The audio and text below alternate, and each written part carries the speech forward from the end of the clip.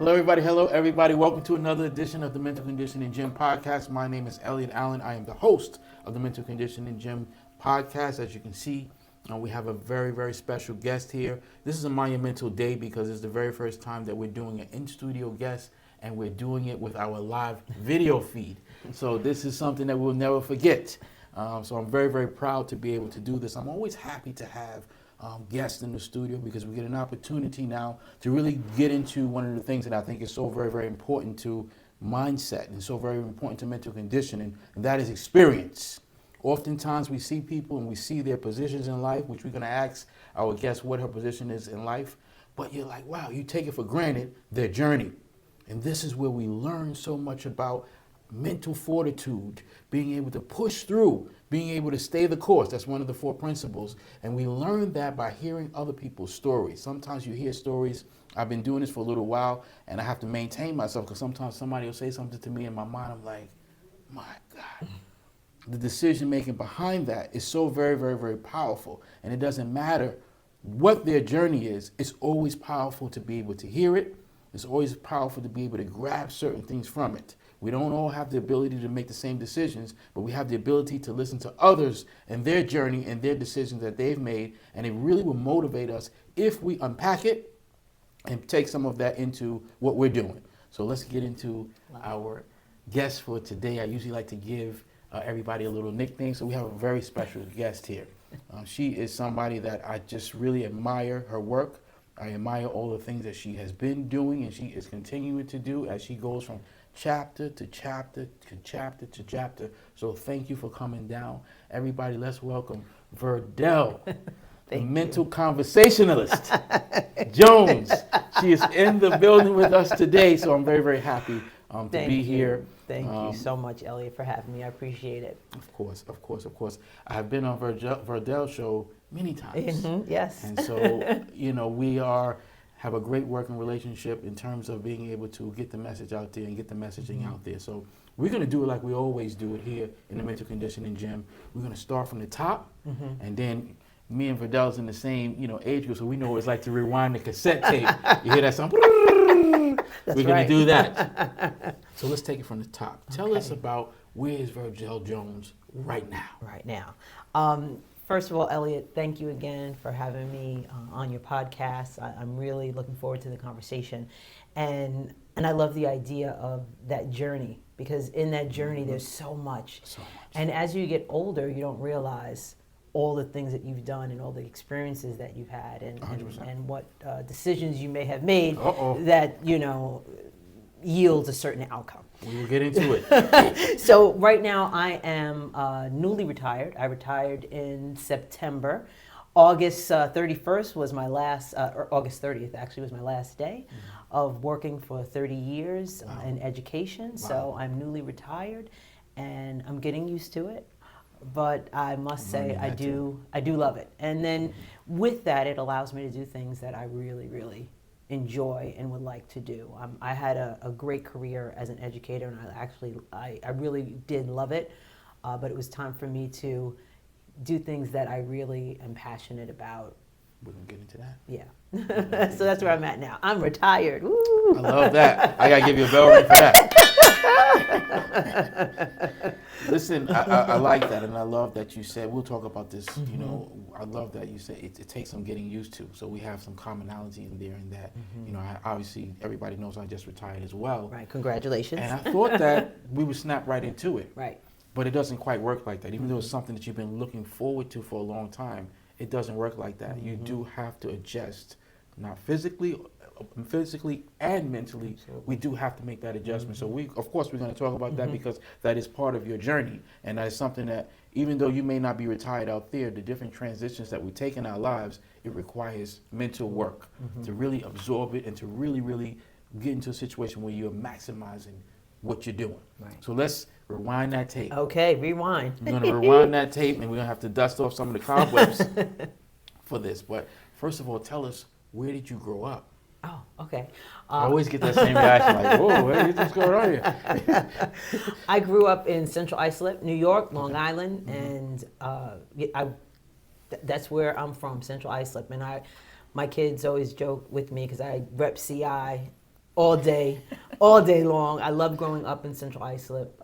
It was a very diverse community growing up. So I think it really gave me the tools to be able to go out into the world and experience all different types of people and interact with them. And it was really a close-knit community. And when I get together with some of my classmates, it still feels the same way. And I have dear friends that I went to school with. So, yeah, Central Islip, New York. Excellent. And I want to dig into that one just a little bit right there. I love doing this because we get a chance to dig into it and you have to listen. And you gave a lot, believe it or not, in what you just said. And it's very important. And frankly, in the climate that we're living in today, it's even more powerful what you just said. Yeah. And you said you grew up in a very diverse neighborhood. Right. And that is something, the skill set. Now, look at that, ladies and gentlemen. It's one of the first things that you said about that.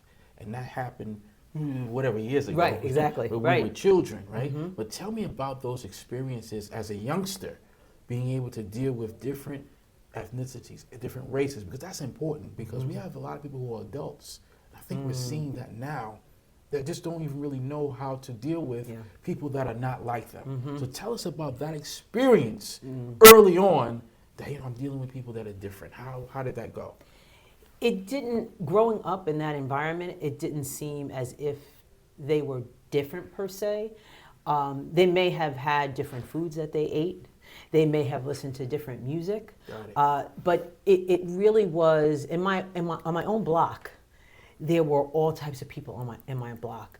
There was Irish, Italian, Peruvian, Puerto Rican, Black, Cuban, just it ran the gamut of people that we were, that I live with and that I grew up with and that we played, and we just, it was just such, I would go over to their house and eat what they were making.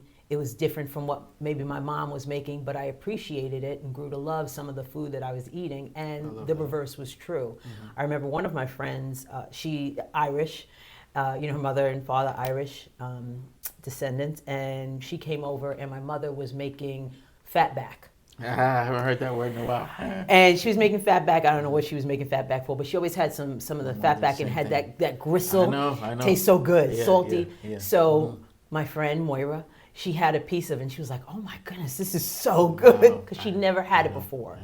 And and my father used to play softball. And on his softball team, there was a lot of Puerto Ricans and rice and beans. So we always ate rice and beans and pineal. And it was just, I really can't say enough about how that informed my actions going forward. So when like I said, when I came into an environment that had people that did not look like me, did not like the same things maybe that I did or whatever, it wasn't a thing. Because my parents were very intentional with welcoming everybody into our home. So it really was not a thing at all. And I loved it. It was one of the best blessings that I had in my life, was growing up in that community. Listen, you cannot, and you stated that so very well, and you can't overstate what you're saying right here. This is important, and it's funny because it kind of leads me into my next question, which you kind of already answered, but we're going to put it raw, because right now we're cooking up. Speaking of cooking, but I got to put the seasoning on it first before we put it in the oven. Did you grow up in a two-parent household or one-parent household? Were both mom and dad present in the home? Yes, two parents, my mom and dad. Yes, and so it's powerful to me, and we ask these questions because it's such foundation. And again, just with me not even asking you that, this is why we know it's so powerful, ladies and gentlemen. In the mental conditioning movement itself, we do emphasize family structure and how important it is. And when we do these interviews, I'm always stimulated because I didn't even have to ask Verdel. She's talking about her parents and the influence of dad, being involved with the sports and being involved with baseball. That's powerful. Right. Verdel's clearly, me neither, we're clearly far from being children, but these are things that are still lasting in our imagery of how we operate. So it's very, very important. That's why I do ask these questions. I want to talk about influences. I want to talk about who was an influence on young Verdel. Definitely my parents, of course. My mother was the strict one in the household. So, and I was the type of child that liked a lot of attention. Okay. So she didn't entertain that, because she was strict. My father, I was daddy's little girl. Whatever Got I it. wanted, it was done. You had to put the hammer down. Right, exactly. So you would ask dad first, yes. because once mom said no, Yes. it was done. Yes. Yes. No coming back. No coming back from it. Case closed. But we also, in that family system, we also had extended family members that were very influential. Not that they lived with us, but Yes. I was Yes. always there. My grandparents, Yes. my grandma, my papu, I would go over there all the time. And my papu, my grandfather, he was an educator. Oh, here we go. And he would teach me about capitals in Asia, and he had maps. He was a social studies teacher. He had maps in his like office, and he had ham radios and all of that. CBs, that's what he was into. And he would do jumbo with me. You know, the jumbo in the Daily News back in the day. They probably still have jumbo. And we would do, and he would just always be teaching me. And my grandmother was just like a welcoming person, and you know, hospitality was a big thing for her. She would always have people at the house. But what happened was that influence that I didn't even know, I didn't even pay attention to it when I was a kid, kind of set me up for what I did in the future. Yes. I had aunts that were very influential in my life. We always had family around. Family was very important. I had my grandfather, my granddaddy, my mother's father. He was influential. He was an entrepreneur. Nice. So all those things, when you're a child, I don't think I didn't realize till I was older that they had this impact on me. And I look back and I say, of course they did. Yes. You know But what? you don't realize right. it. My aunt, she went to college. My father went to college. So I knew that that's what I was going to do. And it was those little things that you saw. It wasn't even really spoken. It was just saw. Yeah, you've seen it. Yeah. Correct. Yeah. This is not even something that they're telling you these Yeah. things, but that's not the real influence. Right. The real influence is what you see and then Absolutely. do. Yeah. I want to dig a little bit into Grandpa. And you said he was an educator. What did you see from that as a youngster? What were you seeing that maybe it started to make you kind of, may not have realized that's the direction we're going to go in, but what were the little things that you saw that attracted you to that education? Wow, piece? I'm having an aha moment right now. So my papu loved poetry, and he would always read poetry. He loved to, speak and recite things. And I know we're going to go down the line, but I give students scholarships for poetry. I didn't even really. So you were connecting. Yeah, I was connecting it, right, exactly. So what I saw from that, he was always willing to teach me things. And I love to learn. Wow. He would explain it step by step. Anything that he was doing, or I remember I would watch him shave. And he would tell me about what he was doing. Wow. He taught me how to tie a tie. Wow. I just learned a few years ago myself, so that's ahead of me. So it was those things like that really had such an impact on me. I love it. And he took the time to listen to me. I love it. Yeah. He would read. I would call him up. He would read me a book over the phone. Wow. So things like that. Very, very, very important. Yeah. Big influence. So, as you starting now to get into school, I'd like to find out about this. I think I'm going to know the answer here. What type of a student were you when you got to school? Did you enjoy school? Were your grades good? It's always interesting to hear educators answer this question. Right. So I said my grandmother was, and my father was the same way. They were. My grandmother was very, hospitality and very outgoing, and my dad's kind of outgoing like that too. So in school, I think I might have taken on those traits. I remember reading a kindergarten. The teachers write comments, and in kindergarten, my kindergarten teacher said, "Verdel is a very lovely child, but she's a little talkative." Uh-oh. Well, listen. That's not. Where did we open up calling Verdel? The mindset conversationalist.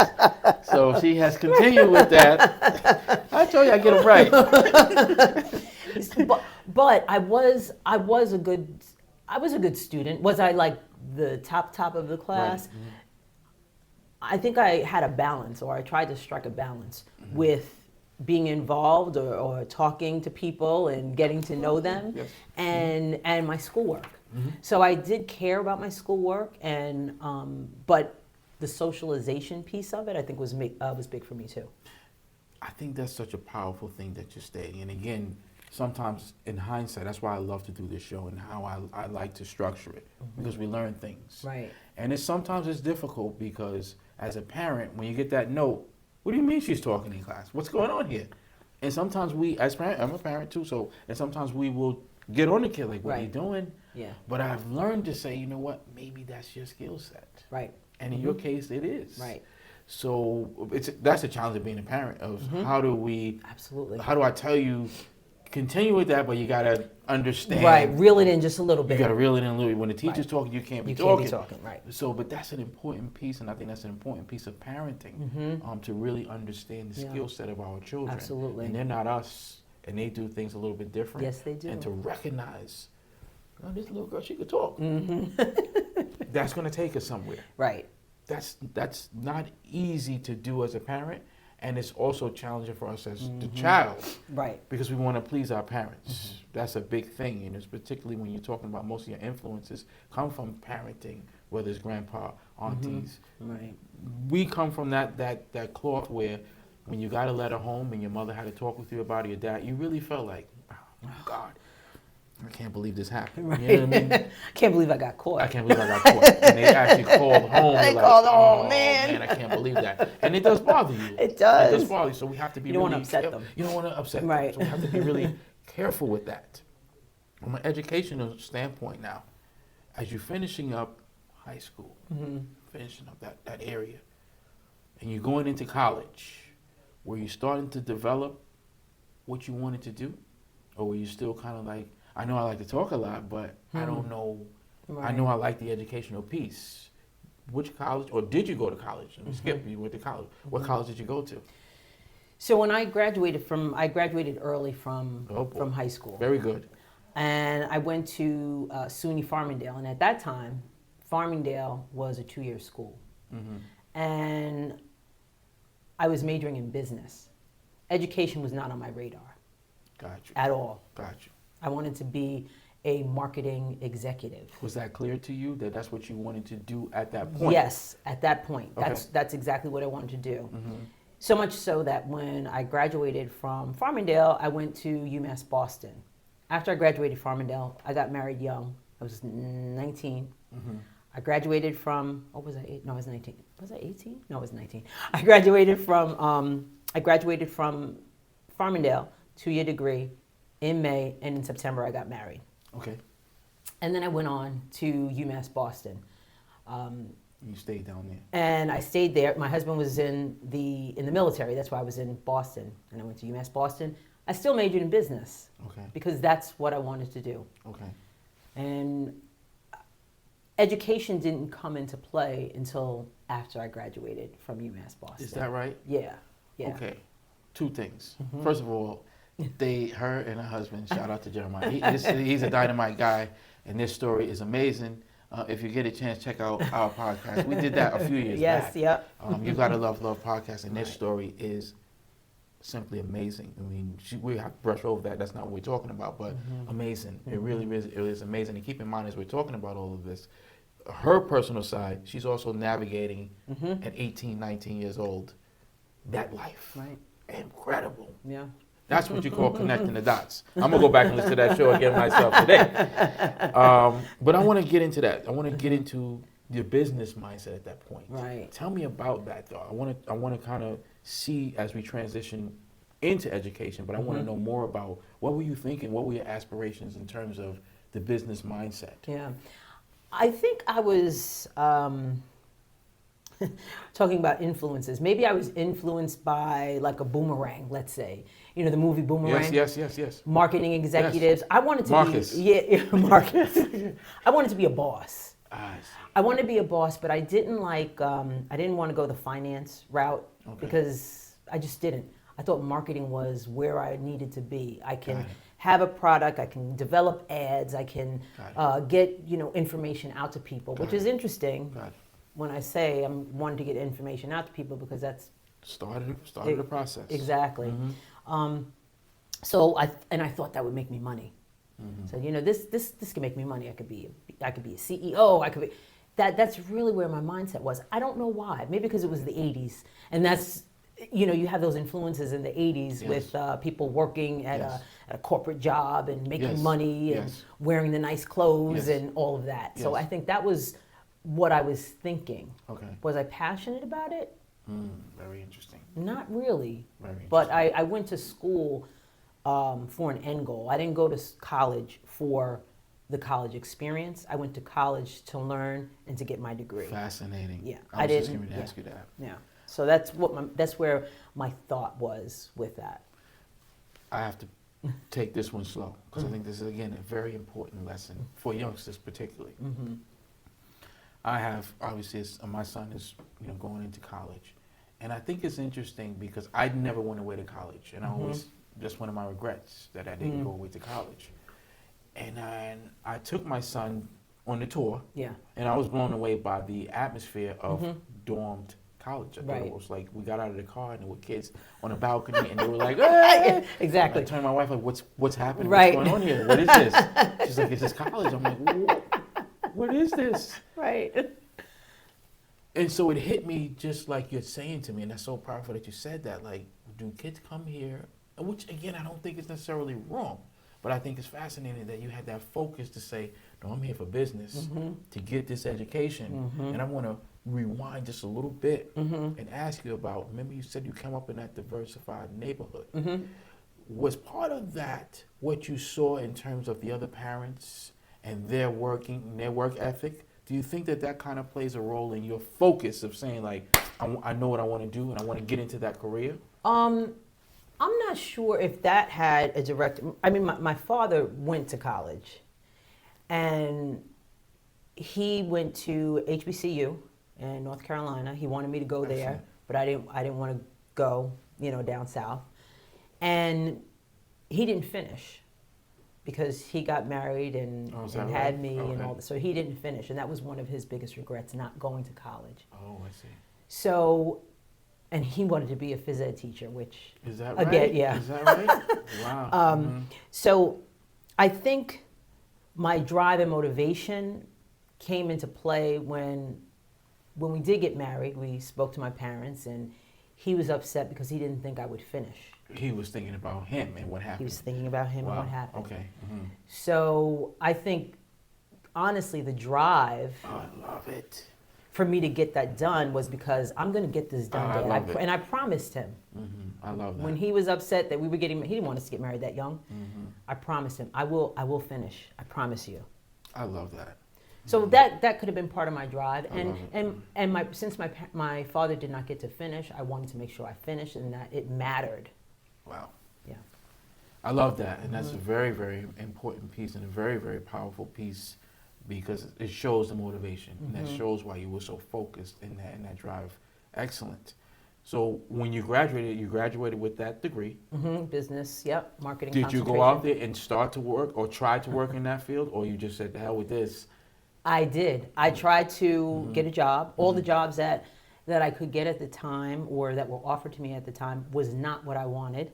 They were sales, business. They want to put you in sales. Yeah. The marketing that I envisioned that I would probably get, that wasn't there.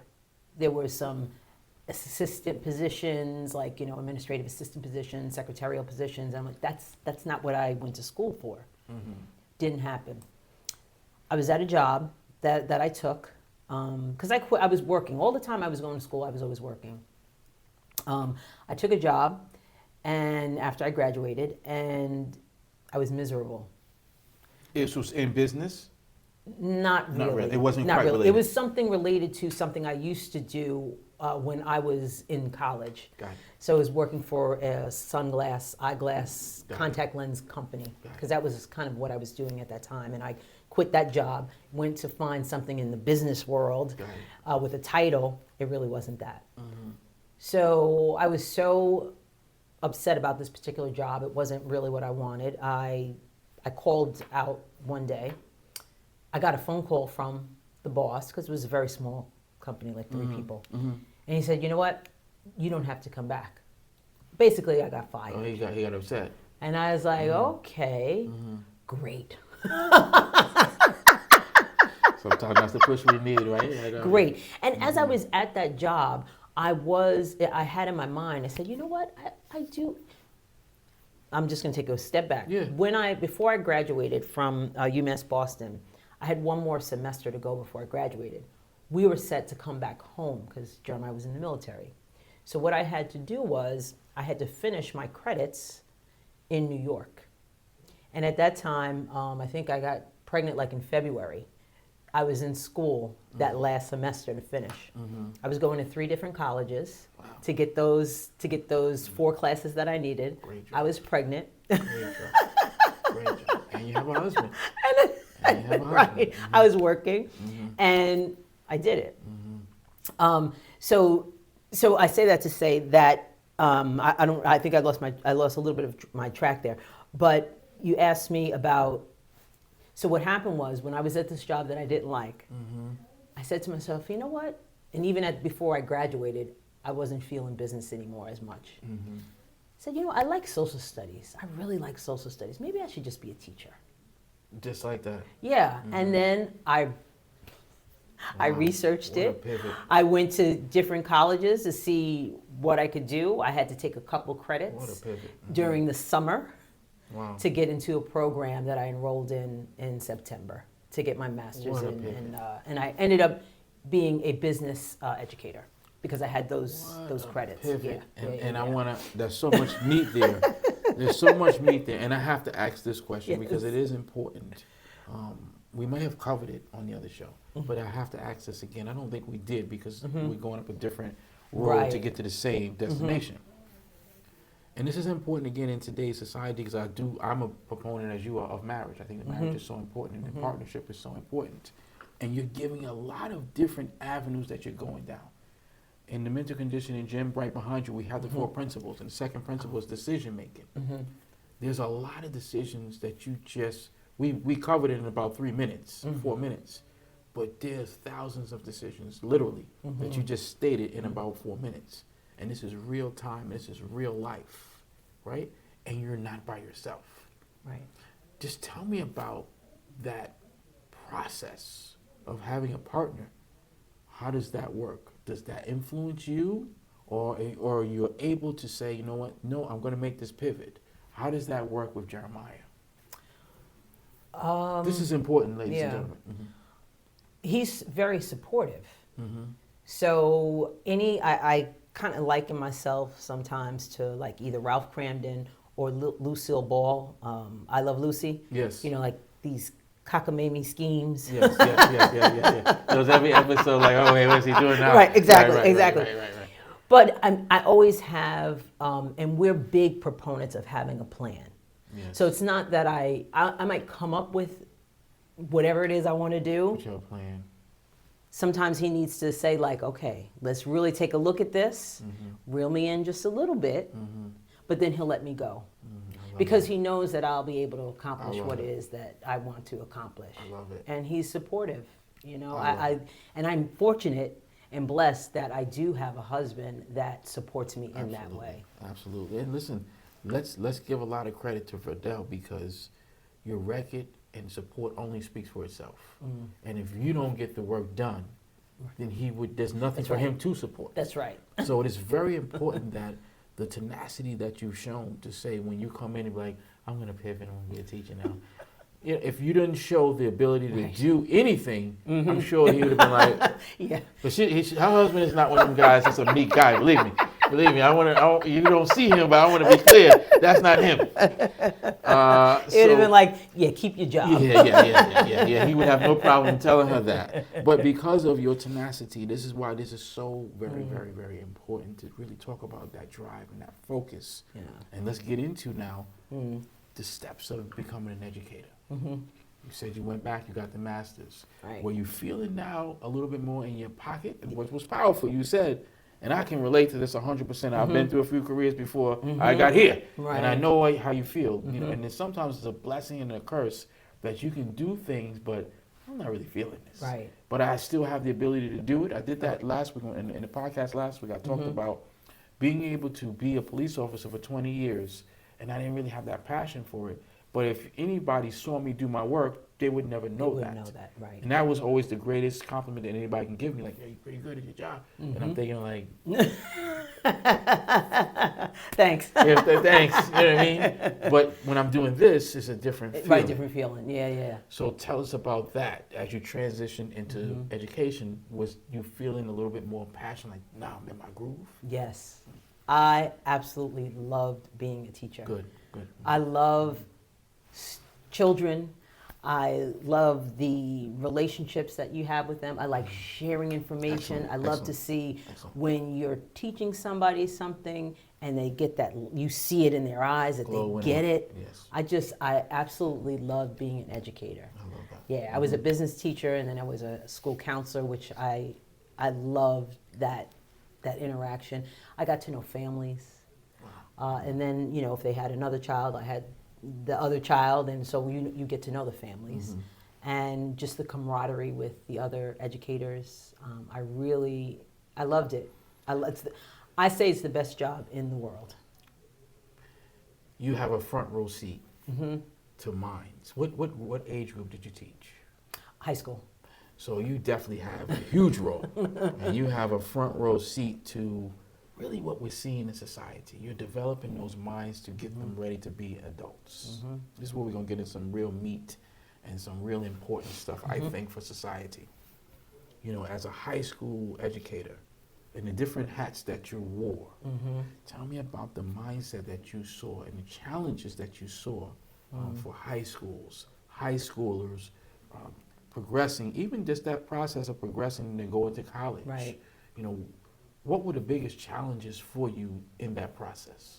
So I started off as, like I said, a business teacher, and then I was a school counselor. So different, because you have different relationships with students in those roles.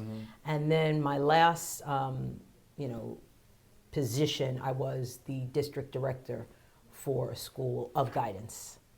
So that was a very different role as well. Okay. So in each level, I saw different things. And then you have to, the interesting thing about being in education for 30 years, the kids kind of, they're the same. I was going to ask you that. Yeah, they are the same. But what happens is the means in which they do things is a little bit different in the sense of technology. Can you explain that? So I would say when I was, back in the day, starting in 1994, working with kids, there were they were on phones, smartphones. We just had, computers were just kind of coming into the classrooms, and that was a challenge. But the way that they thought about things was, I think right now our world is so small, so they were more focused on what was going on in there. Not that they're not now, but there weren't a lot of outside influences, in that particular time period. I see what you're saying. So fast forward to now working with children, that is, I think, one of the biggest impediments to their growth. Without a question. Because they see everything that's out on social media and they kind of take that in. And they think that they need to live up to a certain standard. And it really, really impacts them greatly. Because they can see it. Yeah. Look, this person's doing this person's doing that. Yes. And it's not so much, they do have the influences around them, but it's that outside influence, I think, that really impedes their success. Very powerful point, and we definitely have to spend some time here.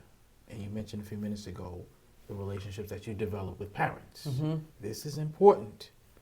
And I totally agree with you. Social media is becoming a huge problem. Not just social media, but frankly, in terms of just television. We're going to date ourselves again. When we were young, there was just Channel 2, Channel 4. Right, exactly. We only had like 10 channels, Not many. if that many. So now it's, it's hundreds of channels, and there's so much television Streaming, on. all and that. The news is on it's just crazy. And again, this is why talking about parents and I ask you about your influence is so very important, because that's what you remember first, right? My parents, my grandma, grandpa, aunties. Right. That 30-year transition, and that's powerful that you have that 30 years of experience and seeing the difference of where we're going. I want to talk to you a little bit about parenting. and the hold that parents have over our children as opposed to when you started 30 years ago as to when you finished. Is there a difference there? We know that the influence is there for social media and those outside Right. sources. But what did you see? Because I've interviewed or I've spoke to teachers at length, and I've heard some things that you're like, I can't even. What are you talking about in terms of the things that parents are doing? Right. Very strange. So I'd like to know from you, and it's bad. It would be worse today. You know, some of these things that you're hearing, kind of like, well, it's harder to parent today with all of these Right. outside influences, and it kind of, in some senses, feel as though the parents are just really even losing contact, and they're being influenced also by social They media, are. which is even more odd. Yeah, absolutely. So can you tell me about Absolutely. what you saw, if there's a difference there? Do you think there's a difference in parenting from 30 years ago to today? Yeah. So when I started in Baldwin, and I was in Baldwin for 12 years. Baldwin is a very diverse community. Yes, it is. Yes, it is.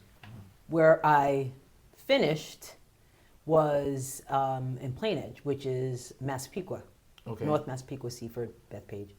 Not diverse at all. Oh, is that right? Yeah. Okay. So I will say there was a difference in parenting in reference to Baldwin versus Plainedge that I saw.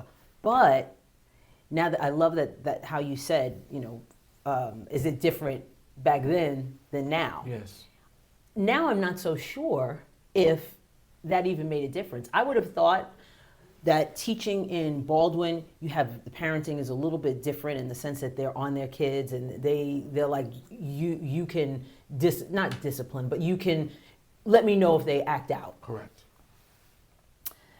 As opposed to now when parents come up to the school and my child it wouldn't do that. Yes. And oh, they did that, so what? What's the Yes. problem? Yes. They're suspended. Why are they suspended? They didn't do anything. Meanwhile, yes, they did. So I don't know if that was because, like in my mind, Go ahead. I thought it would have been cultural, but it's not. I don't think that as much as I thought it was, because you see that behavior not only in The child. or not only in a homogeneous type of environment where the discipline or the parenting might be a little different. You see it across the board. Okay. You see it in every area because, like you said, I speak with teachers. With teachers and principals. They're having the same problems that It's a big problem. Yeah, that I saw.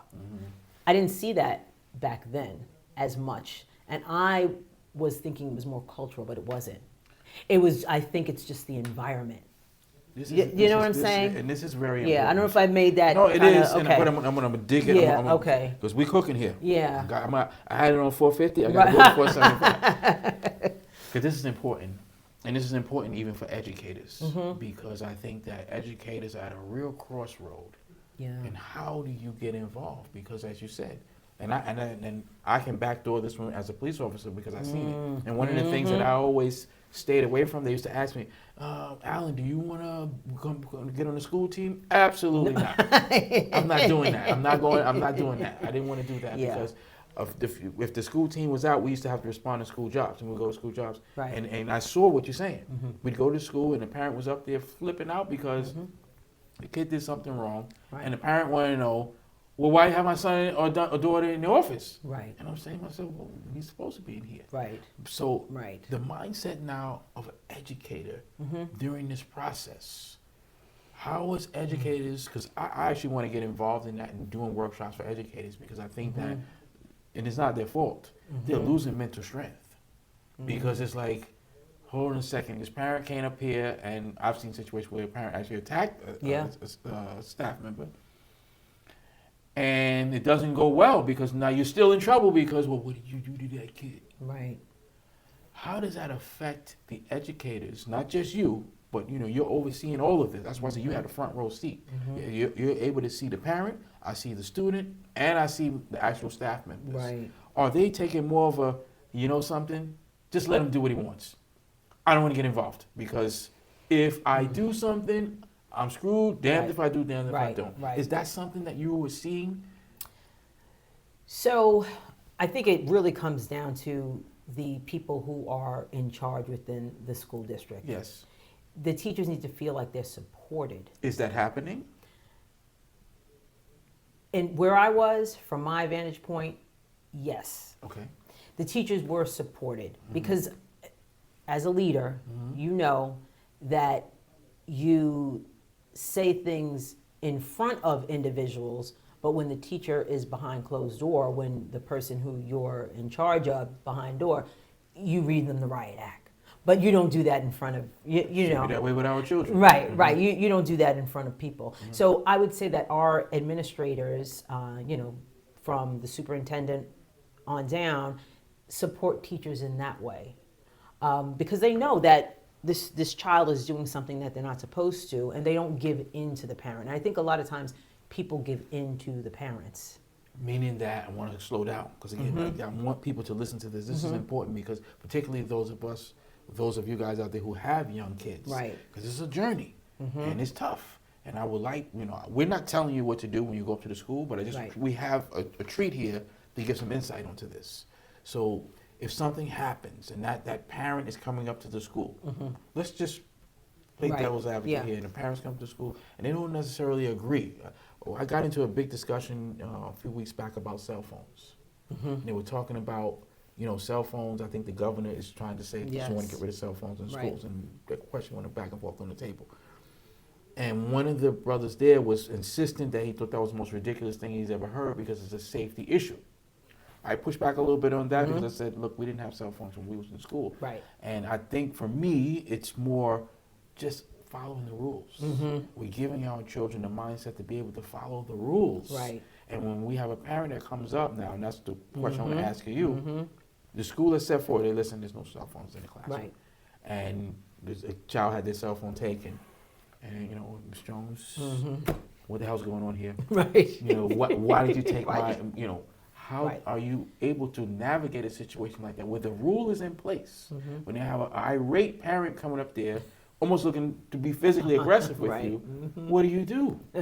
What do you do? Or one of your teachers. Right. How do you handle that? They need to be supported. The teachers have to be supported.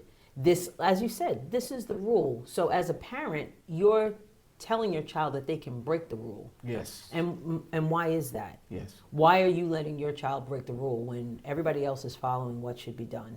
And the administration needs to support that teacher, or that dean, or that principal. They need to be supported and know that this is the rule, this is in place. There's really no exceptions. And parents, if they don't agree with those rules, there are perfect opportunities for them to let it be known. I always tell parents, you have power, because there might be some things that you don't like, that doesn't make sense. Like there's a code of conduct that every school puts out. You might not like that code of conduct because you think it impacts your child too harshly, let's say. You can go to a board meeting. Every board meeting, there's an opportunity for parents to get up, state their name, where they live, and ask a question to the board. Excellent. So parents need to use their power, but administrators need to support their teachers. I'm gonna finish up on this point, but I'm spending time because it is important, and I want to touch that what you just said. Parents need to use their power, Right. Because there are these board meetings, there are these opportunities. In your experience, I'm sure you are there. What's going on? Are you seeing people coming down there and executing their power, or are those rooms fairly empty? I'll say in my district, the district I used to work in, there were people there. If it was a hot topic or a hot issue, you did have a massive amount of people in the room voicing their concerns. Got it. If it's a normal, run-of-the-mill board meeting, not so much. But you have people that are there almost every board meeting expressing or stating a certain issue that they might have. And the board does listen. The superintendent does listen. And they figure out a way, maybe we can resolve this. Sometimes it won't happen, but at least they know that this is an issue within the community. It might just be one person, maybe, but it could be a community thing too. And I think with those bigger community issues, having people come to the board and express their concerns is powerful because they do listen. It does actually work. It works. I think that's a powerful thing does. to say because I think that we do have a certain portion of mindset that people don't believe that works. And what ends up happening is that there's a shortage amount of people that's coming to these meetings and expressing, hey, again, that's not about right or wrong to me. It's about you expressing what you feel. And if you feel that your child should have a cell phone, that's cool. No problem. We can all disagree or agree. How do you say agree to disagree? That's fine. But you need to be able to put your voice up front. But I think that what happens is that people don't believe that their voice is going to really they matter. And it might not be a total resolution or to what their issue might be, but it might be something. That's big. It might be a little win. So that's why putting pressure on your school district, showing up, making your voice heard, getting others that feel the same way you do involved, it does make a difference. So let's start moving into the next chapter. And this is important, and it's funny because you mentioned this early on in the show, and we're circling back now. We're here. 28, 27 years. When do you start? This is important. Transition is very important in the mindset because it's not easy to transition when you've been doing something for so long and you have the passion. Let's touch on that. Let's touch on when you start to say, I don't know. I'm getting up in the morning and I don't know. I'm kind of thinking. Talk about that process. I think really there's two things that I knew I wanted to retire when I could. With our contracts, with the administrators' contracts, there were some things in there like if you didn't retire at a certain time, you lose this amount of money. It wasn't a ton of money, but it was some money. I understand.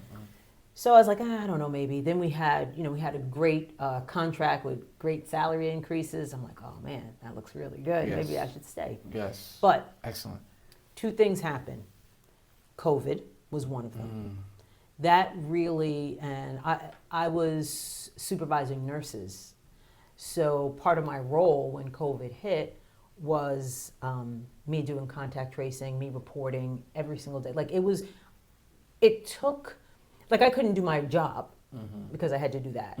So I think that was one of the things that, you know what, I was kind of burnt out.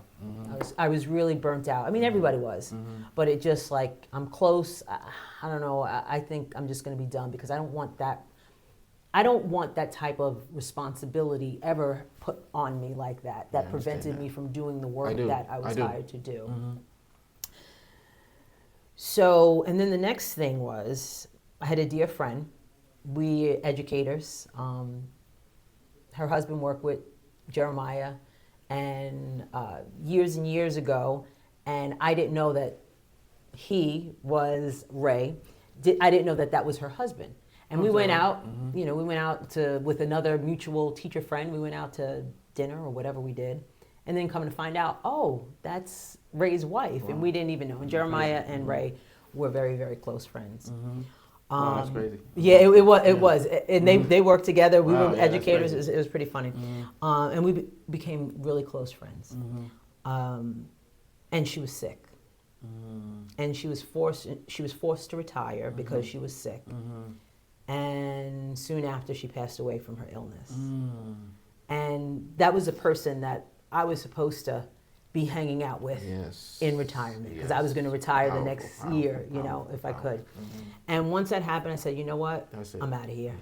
I'm out of here. I love it. I love it. I mean, that's unfortunate circumstances, but that's how we sometimes have to kind of react to the situation. Yes. And Juanita, I want to say her name. Yes. That's very powerful.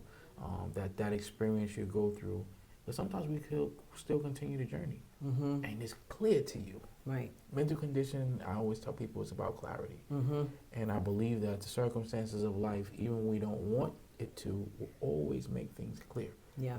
Even when the decision is hard, and then under those circumstances you just described, that's not easy. Like, my God, I lost my homie, that's my girl. Right. But it's clear now what I have to do. And you were able to actually make that decision and then transition into retirement. Yes. Tell me about that. That transition now. We did it. We made the decision. I'm done. Yeah. What were you thinking as a next move? Because a lot of people get it confused. When you say you're going to retire, people think that you're going to sleep all day. Right. And most of the times that's not what you're thinking. No, you're not at all. Thinking that. You're really like, no, I really got some other stuff that I want. Absolutely. They almost look at you like, oh. Right. Sorry, like no, believe me, I'm trust me, I'm gonna be working. Right. So what was your thought process there? When I first retired, I was scared. I was very scared because I've been in school all my life, from preschool to when I I retired. understand. I didn't think about it that way. Right. So I was never not in school. Yeah, I understand. So that was a big transition for me, and thinking, what is my life going to look like? Yes. But then I realized that because I love the people that I work with, then I realized, you know what, I can see those people anytime I want. Anytime you want. I can have dinner, I can have lunch, we can hang out. So that became not a big deal. But what I will say about retirement and what I got used to and love is the freedom. I love it. Is the freedom. So I think it's interesting too because Verdel started this process. If you don't know, Verdel has her own talk show, and she's been doing these things for quite some time, right? So this it's is not like my 10th year, I think. Yeah, doing it. she's not new to the game. You know what I Right. mean? So I think it's interesting, and a lot of people have that same fear. But and imagine people who don't have anything going for themselves. Right. So it was a transition for Verdel that she already started that process. Absolutely. Which is, I suggest that's what people have to do. Absolutely. But I think it's powerful that she's saying that. I still was kind of like, I don't know. But it's not like she didn't have anything. You know what I mean? So it's kind of like, to me, she didn't miss a beat. She's out there doing her thing, but now I can do it at your own measured pace. Tell me about that piece about you still was a fear there, like, it's different. It's different. It is different, but it's a good difference. It's a good difference. And I set, like you said, I set myself up Yes, you did. to be able to transition. Absolutely. Now I'm busy all the time. Yes. And going back to children, I think when my children were getting ready to go off to college, I had to figure out a way to be without them. Ooh. So what I did was I kind of, in my mind, I said, okay, let me push away just a little bit, because they're going to be gone, and it's going to be like, it's going to be a ton of brooks that hit me. So I think with the retirement, it was the same kind of thing. Let me prepare. So I do have something to do. Okay. I have something to look forward to. It's important. Yeah. I think that's a very, very important thing. Yeah. We'll have Verdel back on and talk about that transition of having the kids, because that's another big thing. I don't know about that, but that's also a very important piece. Again, I would like to say, throughout the whole journey we're talking about, Verdel is very reflective of family. A lot of this stuff is so influential. A lot of the drive comes from family, starting from the parents, and then to Jeremiah, and then to the children.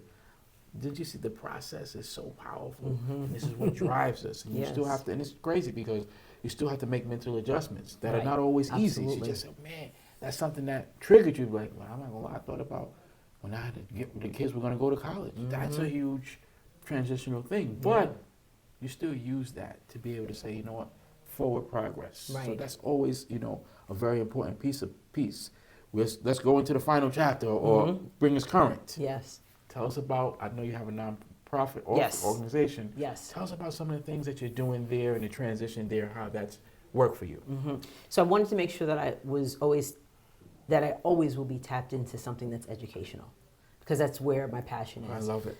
So with Conversations with Verdel Jones, we're people such as you coming on to share information and their knowledge and their skill set, what they know, with others. I think that's so important because we don't know what we don't know. And if they can hear, just as you're doing now, and sharing my story, if people can get a little bit of something from it, it could change the trajectory of their life, maybe. Yes. So I think it's so important to do that. So with Conversations with Verdel Jones, I love it. We relaunched it, having a great time. I had some amazing guests. Yes. Thank you so much for being a guest. It's always amazing. My pleasure. And then I also have a nonprofit. The nonprofit is called Share, Inform, Enlighten. And we've been giving away Poetry Slam scholarships. This will be my 5th year of doing that. Oh, is that right? Yeah, we have an event called the Write, Rhyme, and Recite Collective. We honored some people in the community, and this year we're going to switch back to having authors present to share information about their book. We're having, it's high school seniors who plan on going to college. And we also had some workshops. We had a workshop related to coping with grief during the holidays. Wow. We also had workshops in reference to schools and how to, you're in, like first few months of schools, what should parents do? So we've had a workshop on that as well, and we're setting up to do some film screenings where we can screen films that are educational and then have conversations about those films. So we're doing, it's all about those diverse voices and getting those diverse voices out. And I'm just happy with that. I'm on a bunch of advisory boards that I'm excited about. So yeah, I'm keeping busy and great job, great transition, and you know what? And your years of experience is so needed. You have experience that should never be taken lightly. You know what you bring in again, because you had a front row seat for 30 years. The knowledge that you bring, you are in the upper echelon. I don't care how much money people make. Right. Your skill set that you bring to the table is unique, and you did this in New York. I know we're biased about New York. People hate us. But we have to do things at a different level. It's different here. It is different. And for you to have the experience to be front line, front center, to have seen that, I think is spectacular. And I think it's great what you're doing, because you're able to bring it back into the community, and it's going to be poignant. It's going to be right on point, because it's not coming from a guessing game. It's coming from what you have seen. We'll be here for the next 50 years, I'm sure, if we got into the exact experiences and things that you have seen, good and unfortunately, bad. But I want to end it also by saying, again, she's touched on parenting and the thing that you're giving back, to giving parents that knowledge. You have kids going to school. That is so important, ladies and gentlemen, that we have to support our youngsters. Absolutely. And giving them that mindset to understand that it's not easy, right? And each phase that we talked about, look at how powerful this is. We're going to bring it really, really full circle. She talked about poetry. We started off the conversation talking about what? Poetry, and how she really remembered. I asked her about a lot of experiences, and one thing she said, I really remember, Pop was, I called him on the phone, and he would take the time and look at us now. Look at where you're at now. So these little influences that we have on children, do not take it for granted. Absolutely. It can be something simple as me and Junior sat down and drank water together. That will have an influence. That 30, 40 years later, there's something about it. We didn't maybe think nothing of it. Right. If your grandpa, if he was still here, he would probably be like, did I? He wouldn't even remember that. But for a child, these are the little things that we are developing their mindset. We are our children's. And it may not be your child directly. It could be grandpa, it could be your niece, your nephew. We are our children's very first mental conditioning coach. Absolutely. Whether we want that job or not, whether we are teaching, actively teaching, you are. And those lessons will stick with that person until death do us part. Right. This is a very important lesson to learn. And Verdel Jones, I thank you for coming on here and really being able to articulate that. I got exactly what I was looking for to get out of it. I wasn't worried about it. I know the mindset conversationalist was going to be able to do that. Thank you. So let everybody know how we can get in touch with you and all of the things that we need to do to get involved. Sure. You can follow me on Instagram, and it's Verdel, Verdel _Jones. That's my Instagram. And you can also check us out on my website, which is shareinformenlighten.org. And you can follow us on Instagram on there as well. And you can check out Conversations with Verdel Jones on Facebook and Conversations with Verdel Jones on YouTube as well. And it's also on all major podcasts. Ladies and gentlemen, we want to thank again the great Thank Verdel you so Jones. much. This was amazing. Thank you. Thank you. Mental Conditioning Gym Podcast, another great episode. And this will be special to me because I said this is our very first coming back for this season, being able to do the video feed with it. So you'll always have a special place in my heart, a special place in the heart of the Mental Conditioning Gym and the Mental Conditioning Gym Podcast. Everybody have a great day.